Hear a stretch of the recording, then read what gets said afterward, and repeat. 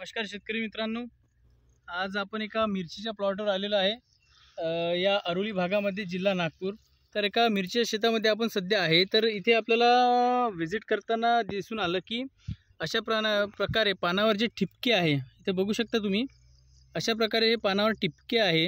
हे Cercospora leaf spot या रोगाचे ठिपके आहे। आणि या शेतामध्ये आपल्याला खूप जास्त प्रमाणात खालच्या बाजूने व मधातल्या जे पानं आहे मधातले, त्यावर खूप जास्त प्रमाणात आपल्याला हे ठिपके या मिरचीवर दिसून येत आहे।